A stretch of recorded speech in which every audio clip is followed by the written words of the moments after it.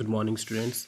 आज की इस वीडियो में हम जो चैप्टर है 15 circumference of circle and area का सेक्टर एंड सेगमेंट वाला पार्ट करेंगे। कल हमने सेक्टर के बारे में सीखा था, सेक्टर का एरिया, सेक्टर में जो आर्क की लेंथ होती है उसको फाइंड करने का फॉर्मूला, और अगर हमें लेंथ दे रखी है आर्क की तो उस टाइम एरिया निकालने का फॉर्मूला। तो आपको एक बार रिवाइज करा दूं मैं।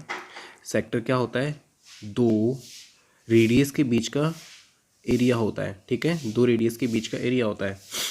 इसका एरिया निकालने का फॉर्मूला होता है pi r square multiply by theta upon 360। थीटा जो है वो दोनों रेडियस के बीच का एक एंगल होता है, उसे थीटा कहते हैं। फिर अगर आपको आर्क की लेंथ पूछी है, ये वाली, दूसरे कलर में बना दूं मैं, ये वाली अगर लेंथ आपको पूछी है तो इस लेंथ के लिए आपको फॉर्मूला क्या यूज़ करना है? 2 pi r multiply by theta upon 360।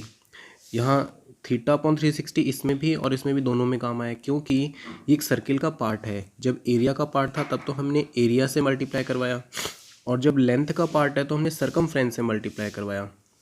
और एक और फॉर्मूला था, जो अगर हमें आर्क की लेंथ दे रखी है तो हम कैसे फाइंड करेंगे एरिया को, वो है 1/2 multiply by length of arc multiply by radius. आज की वीडियो में हम सेगमेंट के बारे में पढ़ने वाले हैं। सेगमेंट क्या होता है? सेगमेंट में कोई एक कॉर्ड सर्किल को दो पार्ट्स में डिवाइड करती है। जो छोटे वाला पार्ट होता है वो माइनर सेगमेंट होता है, जो बड़े वाला पार्ट होता है वो मेजर सेगमेंट होता है। इन दोनों सेगमेंट के एरिया निकालने हैं, और सेगमेंट का एरिया कैसे निकालना है उसका एक फॉर्मूला लिखा है मैंने यहाँ। Pi r square multiply by theta upon 360 minus r square upon 2 multiply by sine theta. एक एग्जाम्पल से हम फार्मूला भी समझेंगे। जो हमने ऊपर फार्मूला यूज़ किया था कि pi r square into theta upon 360, ये जो पार्ट है ये सेम पीछे सेक्टर का एरिया वाला पार्ट है, और ये जो आगे हमने साइन थीटा वाला माइनस किया है, ये हमने क्यों माइनस किया है। लेकिन इसको समझने के लिए हम एक एग्जाम्पल पे जाते हैं। मैंने एग्जाम्पल लिया है जिसमें रेडियस है क्वेश्चन में 5 सेंटीमीटर, थीटा जो है वो 90 डिग्री, और ये जो ओ है ये सेंटर है सर्किल का, ठीक है। दो रेडियस के बीच का जो एरिया है येलो पार्ट वाला, जो येलो पार्ट वाला एरिया है ये वाला, ये पूरा क्या है? एक सेक्टर है। और इस सेक्टर का एरिया अगर मैं इजीली फाइंड कर पाऊँ, क्योंकि देखो यहाँ ये वाला जो पार्ट है वो सेक्टर का पार्ट है, तो हमें सबसे पहले सेक्टर का एरिया फाइंड करना पड़ेगा। सेक्टर के एरिया के लिए आप क्या फॉर्मूला यूज़ करेंगे? Pi r square multiply by theta upon 360। Sector के एरिया फाइंड करने के बाद उसमें से अगर मैं ये जो ट्राइंगल इधर फॉर्म हो रहा है, ये जो ट्राइंगल इधर फॉर्म हो रहा है, इस ट्राइंगल का एरिया माइनस कर दूं तो मेरा ये सेगमेंट वाला पार्ट आ जाएगा, ग्रीन वाला पार्ट। तो सेगमेंट का एरिया ऐसे निकलेगा। तो मुझे जो फॉर्मूला लास्ट में सब कैलकुलेशन करने के बाद मिलता है वो ये है कि pi r square into theta upon 360, यानी area of segment minus area of that triangle o p q. O p q triangle का एरिया फाइंड करने के लिए आपके पास जो इन्फॉर्मेशन गिवन है वो है, उसकी हमें दो साइड पता है, ये एक आइसोसेलेस ट्राइंगल है, और हमें इसका एंगल पता है 90 डिग्री एंगल है। और ये कैलकुलेशन करने के बाद ही फॉर्मूला बना है, वो क्या है? R square upon two minus sine, sorry, multiply by sine theta, multiply by sine theta. इस वीडियो में मैं सिर्फ फॉर्मूला यूज़ कर रहा हूँ, इसको क्लेरिफाई नहीं किया मैंने इस वीडियो में कि ये फॉर्मूला कैसे बना है। इसके लिए हो सकता है कोई दूसरा वीडियो कभी या कभी क्लास में समझाऊँ मैं। ओके, तो क्वेश्चन सॉल्व करते हैं। जो इन्फॉर्मेशन हमारे पास है सारी इन्फॉर्मेशन से हमने वैल्यूज़ रखी। पाई की वैल्यू हम ले सकते हैं 22.7 मल्टीप्लाई बाय आर, क्वेश्चन में आर था हमारा 5, तो यहाँ यूज़ करेंगे 5 multiply by 5 multiply by theta है 90 अपॉन 360। ये वाला पार्ट सेक्टर का पार्ट है, इसमें से ट्राइंगल का एरिया माइनस करेंगे। आर स्क्वायर यानी 5 into 5 upon 2 multiply by sine theta, और साइन थीटा वाले पार्ट में साइन थीटा यहाँ हमारे पास 90 डिग्री है, तो साइन 90 डिग्री की वैल्यू होती है 1। और इस क्वेश्चन में आप अगर ध्यान से देखोगे तो आपको समझ में आएगा कि ये जो ट्रायंगल है एक राइट एंगल ट्रायंगल भी बन रहा है, और राइट एंगल ट्रायंगल का ये जो 5 सेंटीमीटर है वो बेस है, ये जो 5 सेंटीमीटर इसका परपेंडिकुलर है, या हाइट बोल दो इसको, ये इसकी हाइट है। तो इस राइट एंगल ट्रायंगल में बेस इंटू हाइट भी यूज़ कर सकते थे हम। अगर 90 डिग्री वाला क्वेश्चन आता है तो आप सिंपल सा half multiply by base multiply by height भी यूज़ कर सकते थे, तो भी सेम आंसर आता, लेकिन हर क्वेश्चन में 90 डिग्री वाले ट्रायंगल से नहीं होगा, तो इसीलिए हमें ये फॉर्मूला बनाना पड़ा जो r² / 2 multiply by sine theta है। नेक्स्ट पार्ट हमारा क्या बचा है, इसको सॉल्व करना। 22.7 इंटू 25, 22.7 इंटू 25 मल्टीप्लाई बाय 90 की टेबल में 4 टाइम आएगा, 1/4 माइनस 25/2। ये सारी वैल्यूज़ सॉल्व करने के बाद मैं 22 इंटू 25 इंटू 1 ये मल्टीप्लाई करूँ तो मेरा ऊपर वाला न्यूमरेटर आंसर आता है मेरा 550 और डिनोमिनेटर में 7 4 28 माइनस 25.2 का आंसर होता है 12.5। 550 को अगर मैं 28 से डिवाइड करता हूँ तो पॉइंट में मेरा आंसर आता है 19.64 माइनस 12.5 और फाइनल जो भी आंसर आया है वो क्या है 7.14 सेंटीमीटर स्क्वायर।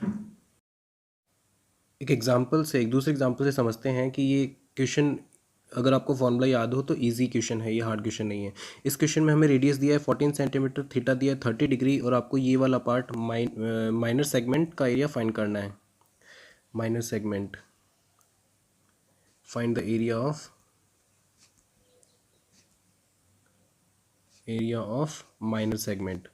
तो इस क्वेश्चन में आपके पास सारी कंडीशन है जो आपको चाहिए।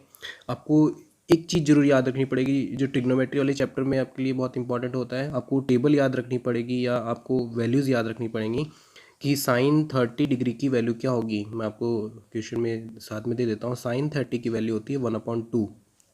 क्वेश्चन में आगे करते हैं, फॉर्मूला लगाएंगे और क्वेश्चन सॉल्व हो जाएगा।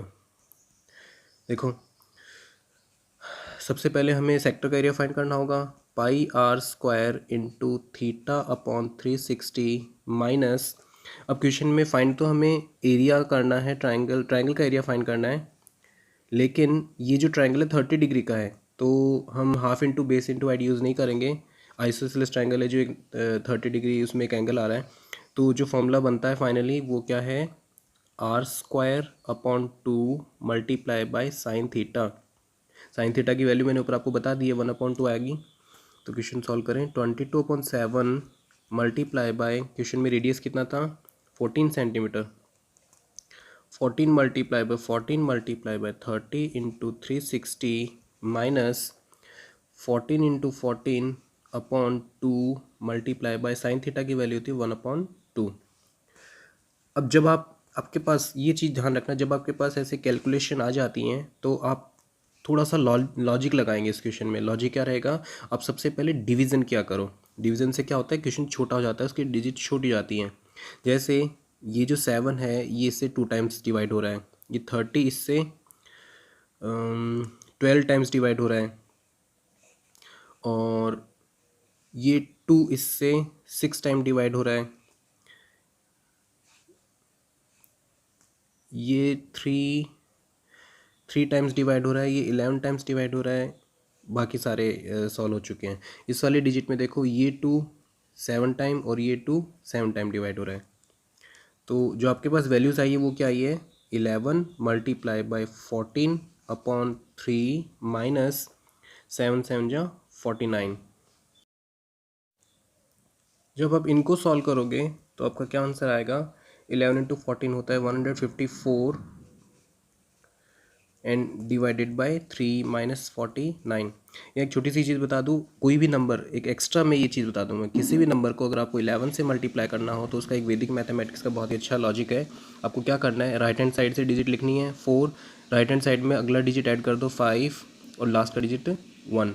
आप इसको और छोटा सिंपल कर सकते हो, आप 14 के 2 पार्ट करो, फर्स्ट पार्ट यहाँ लिखो, सेकंड पार्ट में दोनों को ऐड कर दो 5 और थर्ड पार्ट यहाँ लिख दो 154। ये आपके लिए एडिशन में था। ओके तो 154/3 माइनस 49, 154 को 3 से डिवाइड करेंगे तो आंसर आएगा 51.33 माइनस 49 और दोनों को सब्ट्रैक्ट करवाएंगे तो आंसर आएगा 2.33 और ये जो एरिया था इसीलिए सेंटीमीटर स्क्वायर। अब आपके क्वेश्चन यहाँ से हार्ड क्वेश्चन आने स्टार्ट हो जाएंगे। वो दिखने में ज़रूर हार्ड हो सकते हैं, लेकिन अब तक आपको जितनी चीज़ें समझी हैं इस चैप्टर में, अगर वो सारी समझ में आ गई हैं तो कोई क्वेश्चन आपको हार्ड नहीं लगेगा। और इसी हार्ड क्वेश्चन में से किसी एक क्वेश्चन को मैंने सेलेक्ट किया है कि आपको समझाने के लिए, और देखना कितना ईजी क्वेश्चन है। आपको क्वेश्चन में एक रेक्टेंगल दिया हुआ है और रेक्टेंगल में आपके पास उसकी लेंथ एंड ब्रेड्थ दी हुई है। 10 सेंटीमीटर उसकी लेंथ है, 7 सेंटीमीटर उसकी ब्रेड्थ है। आपके पास 4 सेक्टर यहाँ बटे हुए हैं, 1 2 3 4। 4 सेक्टर जो बचे आपके, ये एक सेक्टर है, ये दूसरा सेक्टर, ये तीसरा है और ये चौथा सेक्टर है। आपके पास जब भी कभी ऐसे क्वेश्चन आते हैं तो बस सिंपल सा एक ही चीज़ होता है कि आप टोटल एरिया में से जो आपके हटाने हैं, जो रिमूव करने हैं, वो माइनस करवा दो। तो ये जो बीच वाला पार्ट, आपको ये एरिया पूछा है क्वेश्चन में, ये जो बीच वाला पार्ट है, रिमेनिंग पार्ट, तो आपको मैं एक फॉर्मूला बना के देता हूँ यहाँ। Area of shaded region, shaded region is equal to, ये बहुत सारे क्वेश्चन में काम आएगा। तो आपको कोई, ये हर शेप के हिसाब से अलग फॉर्मूला बन सकता है, तो आपको इस वाले एग्जांपल में आपको वैल्यूज खुद से रखनी पड़ेंगी। Area of shaded region is equal हो जाएगा total area, total area minus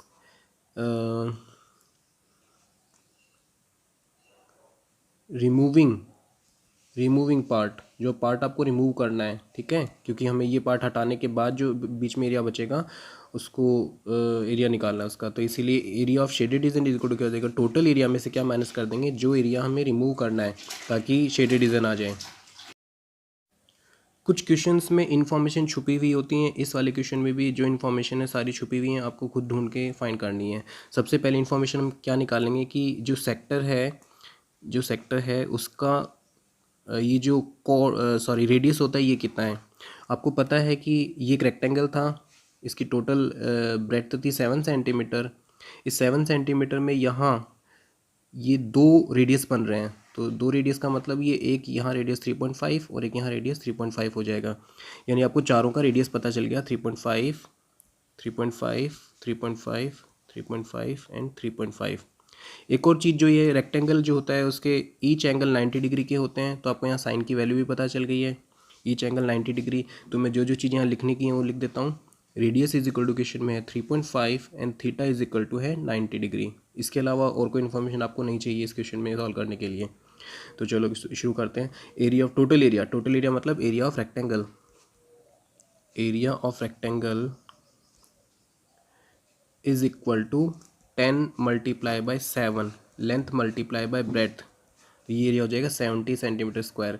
इसमें से हमें क्या रिमूव करना है, जो ये 4 पार्ट हैं, 4 जो सेक्टर हैं, तो हम एक सेक्टर का एरिया निकाल के उसको 4 से मल्टीप्लाई करेंगे तो चारों सेक्टर का एरिया निकल जाएगा। तो मैं लिख रहा हूँ area of sector is equal to, अब सेक्टर का एरिया तो बहुत ईजी है, pi r square multiply by theta upon 360। लेकिन ऐसे कितने सेक्टर हैं टोटल, 4 सेक्टर, इसलिए मैं 4 से भी मल्टीप्लाई करूँगा।